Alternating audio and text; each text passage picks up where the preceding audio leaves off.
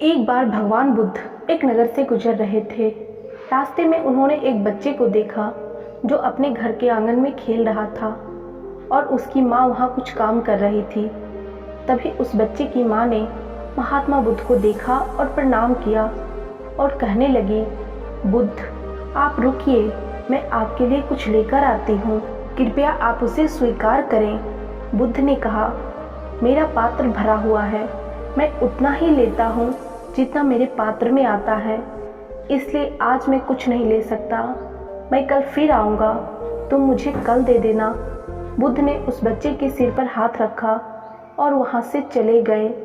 अगले दिन महात्मा बुद्ध फिर उस स्त्री के घर आए। वह स्त्री महात्मा बुद्ध को देखकर बेहद खुश हो जाती है और उन्हें एक पात्र में चावल भरकर देती है। बुद्ध उससे स्वीकार कर लेते हैं। बुद्ध ने उस स्त्री को कुछ जड़ी बूटी दी और कहा, इसे चावल के बीच दबाकर रख देना और अपने बच्चे को इसका रस निकालकर पिलाना, इससे वह स्वस्थ रहेगा। स्त्री ने उस जड़ी बूटी को रख दिया और महात्मा बुद्ध वहां से चले गए।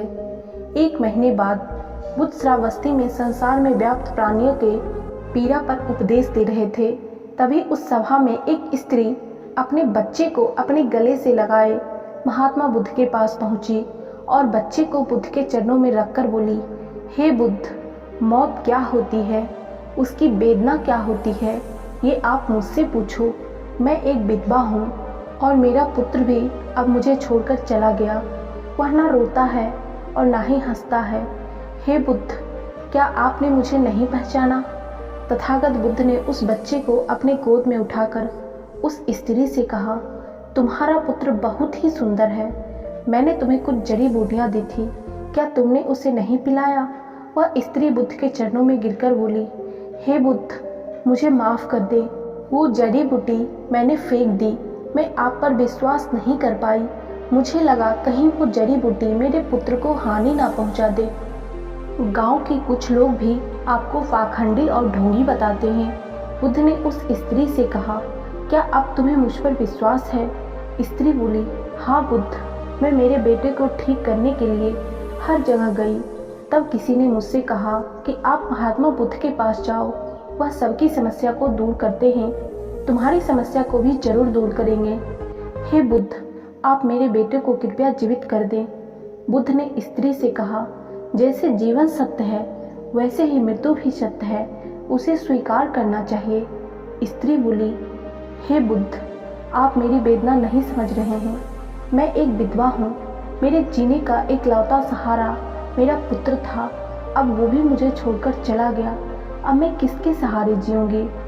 मुझे ज्ञान के बड़े उपदेश नहीं चाहिए, मुझे केवल मेरा पुत्र चाहिए। क्या आप उसे जीवित नहीं कर सकते?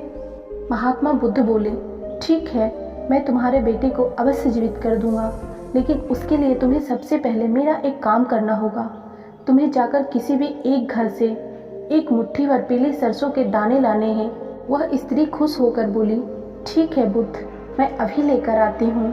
बुद्ध ने कहा, रुको, तुम्हें ये सरसों के दाने किसी ऐसे घर से लाने हैं जहाँ किसी की भी मृत्यु ना हुई हो। वह स्त्री खुश होकर अपने आंसू पोंछकर बोलती है, हे बुद्ध, मैं अभी लेकर आती हूँ। वह अपने बेटे को लेकर दौड़ती हुई गांव की तरफ जाती है। वहाँ उसने एक घर का दरवाज़ा खटखटाया। उस घर से एक आदमी बाहर आया। उस स्त्री ने उस आदमी से एक मुट्ठी भर पीले सरसों के दाने मांगे। वह आदमी उस स्त्री को दाना दे दिया और वह खुशी खुशी दाना लेकर जा रही थी कि तभी उसे याद आया कि बुद्ध ने ऐसे घर से दाने लाने के लिए कहा था जहाँ किसी की भी मृत्यु नहीं हुई होगी। स्त्री ने उस आदमी से पूछा, क्या तुम्हारे घर में किसी की मृत्यु हुई है? आदमी ने कहा, हाँ, कुछ दिन पहले मेरे पिताजी की मृत्यु हुई थी। स्त्री ने दाने आदमी को वापस कर दिए और दूसरे घर चली गई। वहाँ जाकर उसने एक औरत से सरसों का दाना मांगा और पूछा, क्या तुम्हारे घर में किसी की मृत्यु हुई है? उस औरत ने कहा, हाँ, आज से 10 साल पहले मेरा परिवार बाढ़ में बह गया, केवल मैं अकेले जीवित रह गई और मैं अब अकेले अपनी ज़िंदगी का बोझ ढो रही हूँ। वह स्त्री वहाँ से अब दूसरे घर गई और वहाँ का दरवाज़ा खटखटाया। उसमें से एक विधवा स्त्री निकल कर आई। स्त्री की आंखें उसे देखकर भर आई।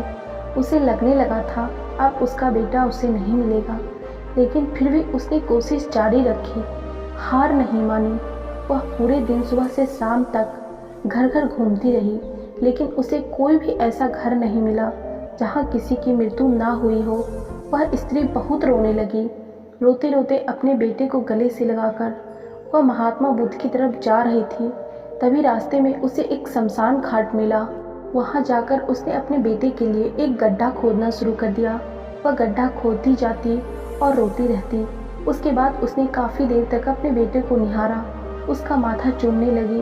वह बेहद रो रही थी। उसने फिर उसी गड्ढे में अपने बेटे को दबा दिया और अपने आंसू पोंछकर महात्मा बुद्ध के पास आ गई। बुद्ध उसी सभा में स्त्री का इंतजार कर रहे थे। वह बुद्ध के चरणों में गिरकर रोने लगी। उसके आंसू रुकने का नाम ही नहीं ले रहे थे। वह बस रोती ही जा रही थी। बुद्ध ने कहा, जिसे जीवन मिला है उसे मृत्यु भी अवश्य मिलेगी, चाहे राजा हो या रंक या ज्ञानी बच्चा, युवा या कोई वृद्ध ही क्यों ना हो, मृत्यु तो सभी को आनी है। वह स्त्री बुद्ध से बोली, हे बुद्ध, आप सच कहते हैं। पहले मुझे ऐसा लग रहा था कि मृत्यु का दर्द केवल मेरे अंदर ही है, लेकिन मैंने देखा मुझसे भी ज़्यादा और लोग हैं जो इस पीड़ा से गुजर रहे हैं। महात्मा बुद्ध ने कहा, तुम्हारा बेटा कहीं नहीं गया, वह तुम्हारे आसपास है, उसे महसूस करो। ये परम सत्य है।